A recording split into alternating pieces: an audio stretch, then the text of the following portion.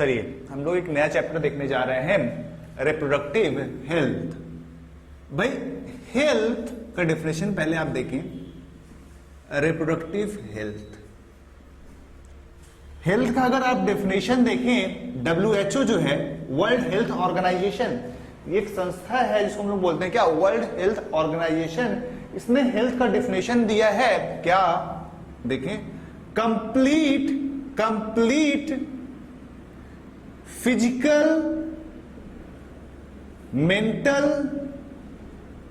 And social, complete पूर्ण तरह से physical, mental and social wellbeing, physical, mental and social wellbeing, इसको हम लोग बोलते हैं हेल्थ। ठीक है, और state of complete physical, mental and social wellbeing is known as health.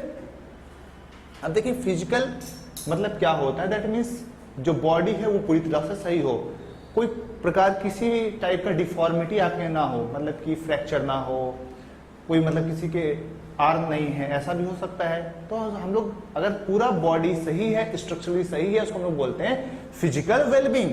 Mental wellbeing क्या है, मैंने आपसे पूछा कि आपका नाम क्या है, आप रिप्लाई कर रहे हैं क्लास 8, दैट मीन्स आप मेंटली एबनॉर्मल हैं। मैं कुछ और पूछ रहा हूं, आप रिप्लाई कुछ और कर रहे हैं, मेंटली भी नॉर्मल होना चाहिए। सोशल, फालतू में आप किसी से डेली घर से आप निकल रहे हैं, पड़ोसी से झगड़ा कर रहे हैं, ये क्या है, सोशल वेलबींग। तो आपको तीनों एस्पेक्ट में WHO ने जो डेफिनेशन दिया है हेल्थ का, ए प्रॉपर हेल्थ का, ए गुड हेल्थ का, वो क्या है, complete physical, mental and social wellbeing. आपको physically, mentally as well as socially wellbeing होना होगा। नाउ अब रिप्रोडक्टिव हेल्थ का प्रॉब्लम क्या क्या है, ये देखिए। रिप्रोडक्टिव हेल्थ, रिप्रोडक्टिव हेल्थ का क्या डेफिनेशन होगा भाई, सेम डेफिनेशन होगा। एक इंडिविजुअल जो रिप्रोडक्टिव एज ग्रुप में है वो physically, mentally and socially wellbeing होना चाहिए, उसको हम लोग बोलते हैं क्या, रिप्रोडक्टिव हेल्थ। इसका प्रॉब्लम क्या है, पहला देखें, ओवर पॉपुलेशन, पॉपुलेशन बहुत ज्यादा होना, ये क्या है, एक प्रॉब्लम है। दूसरा, अर्ली एज ऑफ मैरिज, ये भी एक प्रॉब्लम है।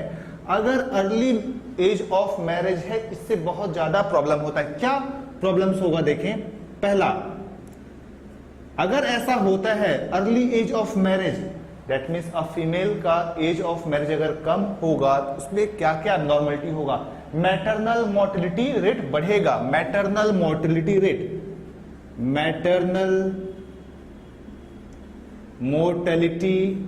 रेट, ये है क्या, मैटरनल मोर्टेलिटी रेट है क्या। Death of number of pregnant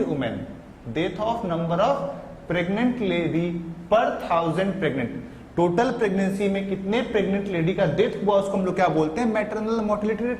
obviously अगर फीमेल का अर्ली एज ऑफ मैरिज है, उसका बॉडी जो है, उसका फिजिक जो है, क्या है, वो इमेच्योर है फॉर द प्रेगनेंसी। अगर इमेच्योर कंडीशन में प्रेगनेंसी होगी तो क्या होगा, मैटरनल मोर्टेलिटी रेट बढ़ेगा। नाउ अब जो बेबी बॉर्न होगा वो भी इमेच्योर होगा। एक इमेच्योर फीमेल का बेबी जो होगा वो भी क्या होगा, इमेच्योर। और बेबी को हम लोग क्या बोलते हैं, infant, that means infantile mortality rate भी बढ़ेगा, infantile mortality rate will also increase. Okay, now early age of marriage, that means female immature है, तो बच्चे में बहुत सारे डिफरेंट टाइप्स ऑफ डिफॉर्मिटीज हो सकते हैं, डिफॉर्मिटीज इन चिल्ड्रन, ये सारे प्रॉब्लम हो सकते हैं अर्ली एज ऑफ मैरिज के। नाउ थर्ड देखिए, और रिप्रोडक्टिव हेल्थ में क्या प्रॉब्लम है, एसटीडी। एसटीडी मतलब होता है sexually transmitted disease, sexually transmitted disease, that means sexual relation से जो डिजीज फैलते हैं उसको हम लोग क्या बोलते हैं, सेक्सुअली ट्रांसमिटेड डिजीज। तो ये रिप्रोडक्टिव हेल्थ के मतलब जो इंडिविजुअल रिप्रोडक्टिव एज ग्रुप में है उनका ये मेन प्रॉब्लम है, over population, early age of marriage and sexually transmitted disease. अब इसी को हमको प्रिवेंट करना, कैसे प्रिवेंट करेंगे? सबसे पहला जो मेन प्रॉब्लम है ओवर पॉपुलेशन। ओवर पॉपुलेशन का प्रॉब्लम क्या है? तो बचपन से आप क्लास 10 से पढ़ते आ रहे हैं भाई ओवर पॉपुलेशन का क्या प्रॉब्लम है। फूड का अमाउंट लिमिटेड है, ठीक है, सोशल वेलबींग नहीं होगा, एजुकेशन बच्चों का अच्छे से नहीं हो पाएगा, ये सब क्या है? ओवर पॉपुलेशन का प्रॉब्लम है ना। ओवर पॉपुलेशन का प्रॉब्लम अब एग्जाम्स में आपके नहीं आता है पीएमटी में। अब जो आपसे मेनली पूछा जाएगा ओवर पॉपुलेशन का कंट्रोल करने का उपाय क्या है? सबसे पहला एजुकेशन। एजुकेशन बढ़ाइए, ओवर पॉपुलेशन कंट्रोल हो जाएगा। एजुकेशन से कैसे? एजुकेशन से उसको पता चलेगा भाई ओवर पॉपुलेशन का, किसी भी इंडिविजुअल को आप अगर एजुकेट करते हैं उससे पता चल जाएगा भाई ओवर पॉपुलेशन का प्रॉब्लम क्या है। अगर वो प्रॉब्लम है, अगर उसको पता चलेगा कि हाँ इस चीज से मुझे हार्म होगा, मेरे फैमिली को या मुझे मेरे बॉडी को हार्म होगा, तो वो चीज वो नहीं करेगा। दैट मीन्स एजुकेशन जो है ये बहुत बड़ा की रोल प्ले करता है in decreasing the population. Second देखें family planning. Family planning that means if a couple has 2 children तो वहीं पे वो लिमिट कर दे। लेकिन लिमिट कैसे कर सकता है? By using different method of contraceptive devices. By using different types of, कोई एक यूज करे, different types of contraceptive devices, ठीक है। दैट मीन्स अरे भाई एक नया चिल्ड्रन कैसे आएगा? जब स्पर्म और जाइगोट का फर्टिलाइजेशन होगा, हम उसी को रोक दें तो क्या होगा? इसी को बोलते हैं ना प्रिवेंशन ऑफ कंसेप्शन। कंसेप्शन क्या होता है?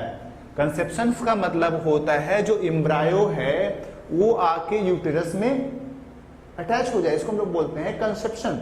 मतलब प्रोडक्ट ऑफ फर्टिलाइजेशन जो है, प्रोडक्ट ऑफ फर्टिलाइजेशन क्या होता है? फर्टिलाइजेशन बोलते हैं किसको हम लोग? स्पर्म और ओवम दोनों मिलेगा, जाइगोट बनाएगा, इसको लोग बोलते हैं फर्टिलाइजेशन।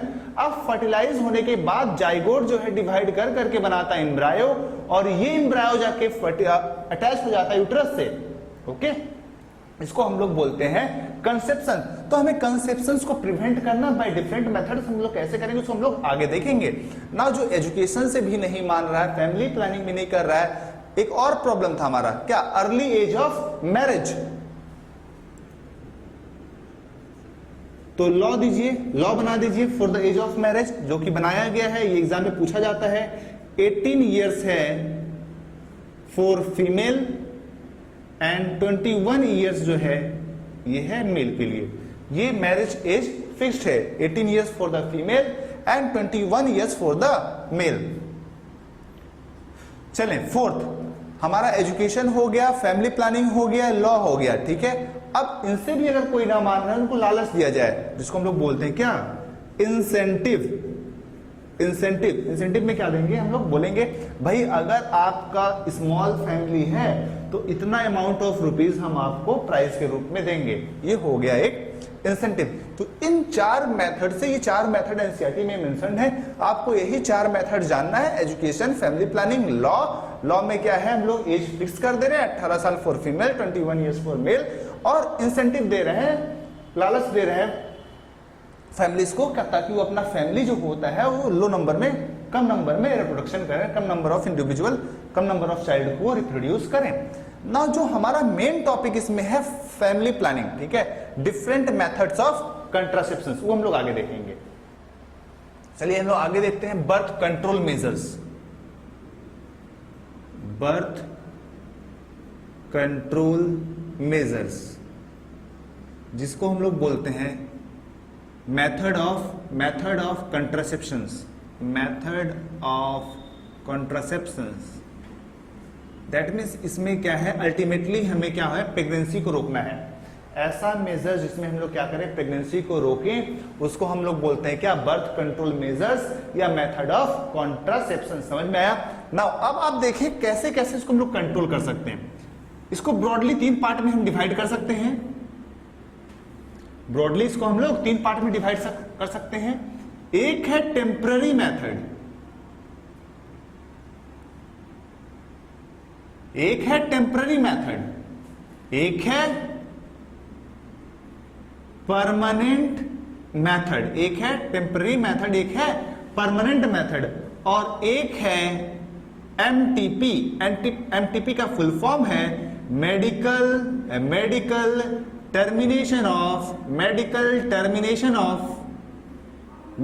Termination of pregnancy. इसको हम लोग क्या बोलते हैं भाई? एमटीपी। तो तीन मेथड हो गया, temporary, permanent and MTP. Temporary में देखें क्या क्या आता है।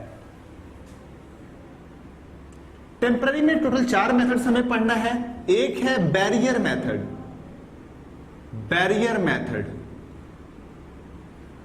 फिर आपका आ जाता है हार्मोनल मेथड, देन आपका है natural method,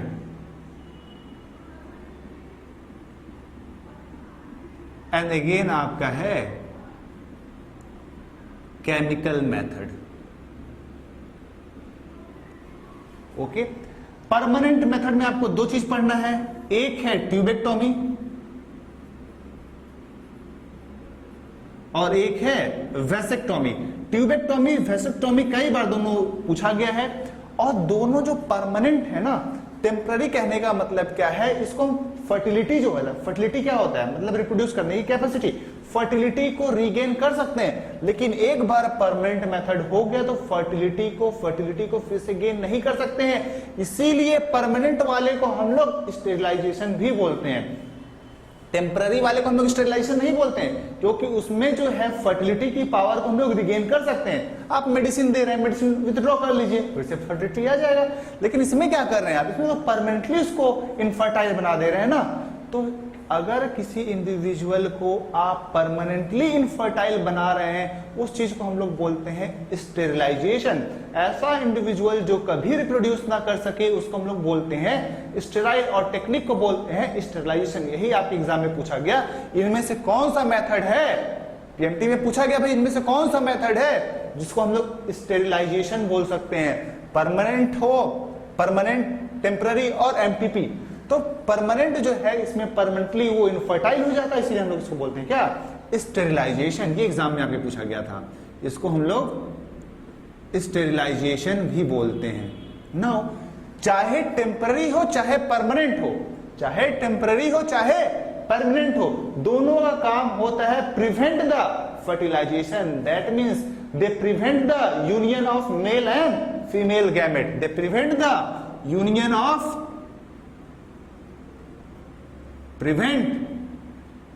union of male and female gamete, male and female gamete. Sir ये क्या होता है? अरे प्रोडक्शन हो चुका भाई, मेल गैमेट स्पर्म है, फीमेल गैमेट क्या है, ओवम या एग या ओसाइड भी उसी को बोलते हैं। चले आए अब बैरियर मेथड देखिए अलग अलग है, मेल में अलग बैरियर मेथड है, फीमेल में अलग बैरियर मेथड है। मेल में बैरियर मेथड देखें, मेल में जो बैरियर मेथड है उसको हम लोग बोलते हैं कॉन्डम्स। अब इसके ऊपर कई क्वेश्चन पूछा गया भाई, ये टेम्पररी है कि परमानेंट है, ये टेम्पररी मेथड है। अब कॉन्डम्स जो होता है वो किस चीज का बना होता है, ये आप एग्जाम में पूछा जाता है। तो ये लेटेक्स जो होता है, केमिकल प्लास्टिक होता है, उसका बना होता है। और इसमें क्या क्वेश्चन पूछा जाता है भाई, कॉन्डम्स जो होते हैं और किन किन बीमारियों से आपको बचाते हैं।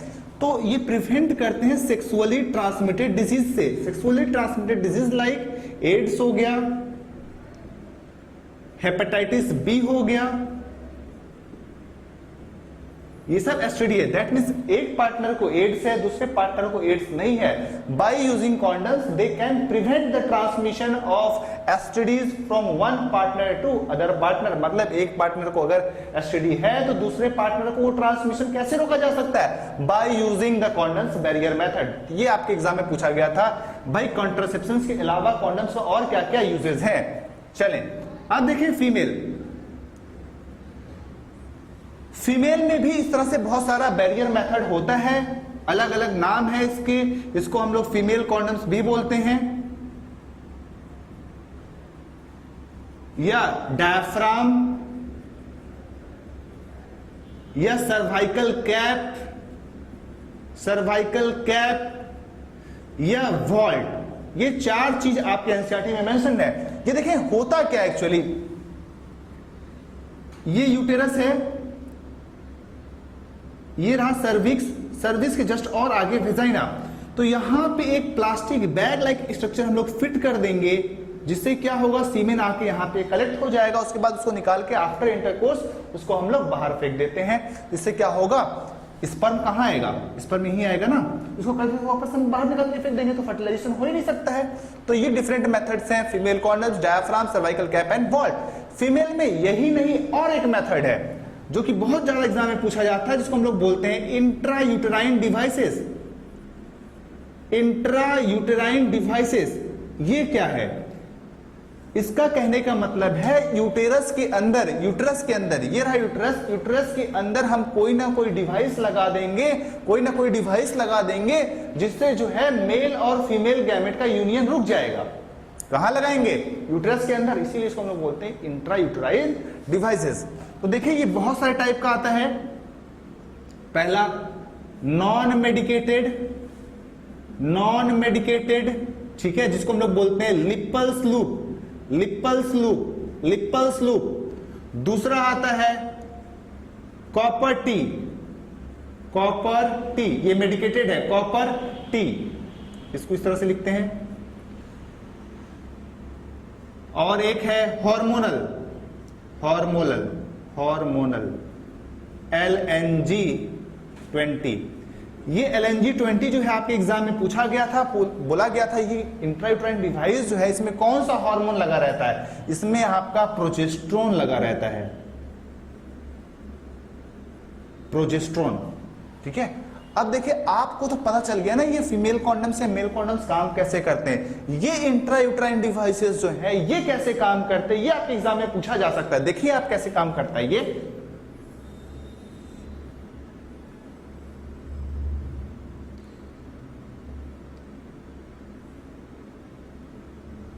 ठीक है भाई। ये यूटेरस है, आपको स्ट्रक्चर याद होना चाहिए, ये यूटेरस है, ये वाला पार्ट सर्विक्स है, ये वेजाइना है, ओके।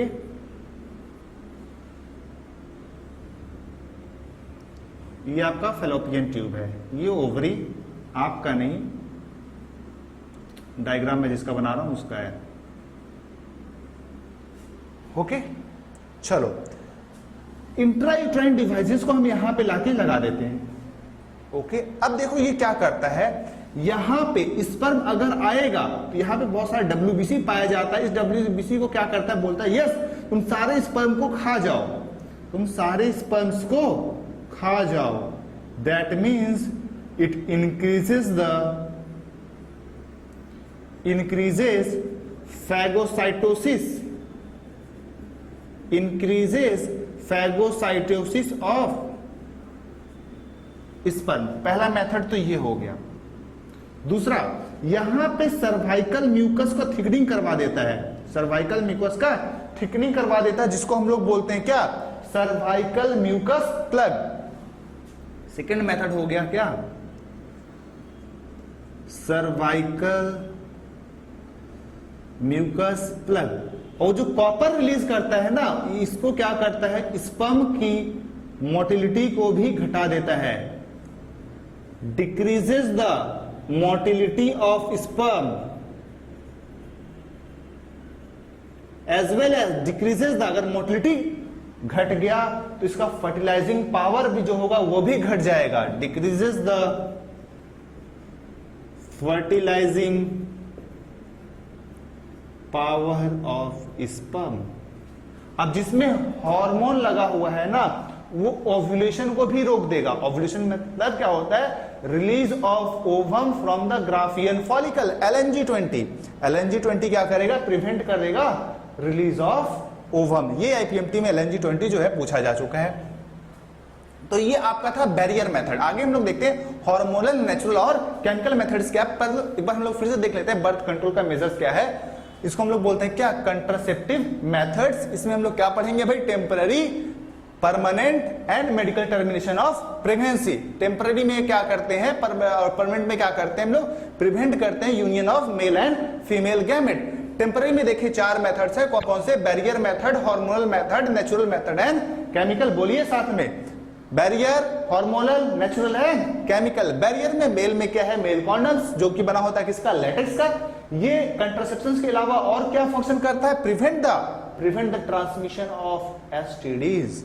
नाउ फीमेल में 2 होता है, female condoms, diaphragm, cervical caps, vaults. ये क्या है? ये भी एक रबर का ही स्ट्रक्चर बना होता है, जो कि हम लोग क्या करते हैं? सर्विस में फिट कर देते हैं, ताकि जो सीमेन कलेक्ट हो जाए उसको हम लोग निकाल के बाहर फेंक दें, क्योंकि फैलोपियन ट्यूब में फर्टिलाइजेशन होता है ना। ये देखिए ना भाई स्ट्रक्चर,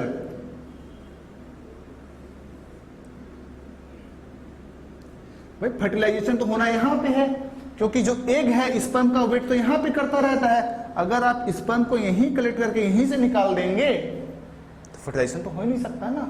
इस तरह से ये काम करता है। इंट्रा यूट्राइन डिवाइस, मतलब यूट्रस के अंदर हम लोग कुछ ऐसा लगा देंगे जिससे कि फर्टिलाइजेशन नहीं हो पाएगा। क्या क्या है? Non medicated Lippes loop, copper T and hormonal कौन सा है? LNG-20। इसमें कौन सा हार्मोन होता है? प्रोजेस्टेरोन।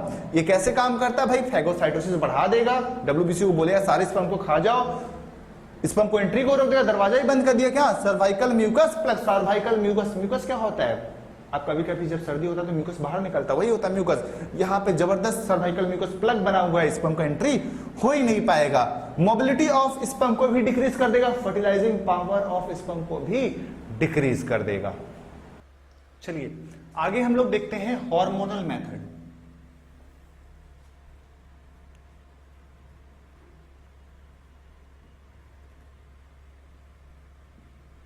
बैरियर मेथड हमारा हो गया, बच गया हार्मोनल मेथड और बच गया आपका केमिकल मेथड और एक बच गया आपका नेचुरल मेथड।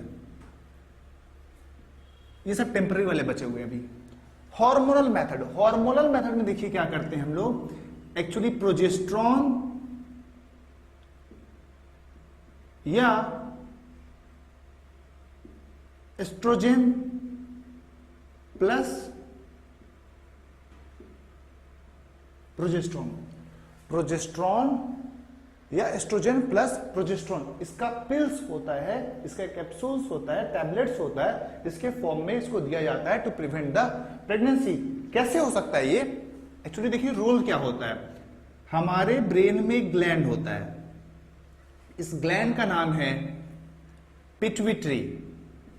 पिट्यूटरी में 2 पार्ट होता है, एक एंटीरियर एक पोस्टीरियर। हो गया anterior pituitary and posterior pituitary. Anterior pituitary से हार्मोन्स बहुत सारे निकलते हैं, जो हमें यहां पे चाहिए वो है FSH and LH। FSH follicle stimulating hormone and luteinizing hormone. यही दोनों हार्मोन के कारण ओवरी में जो होता है ओव्यूलेशन होता है।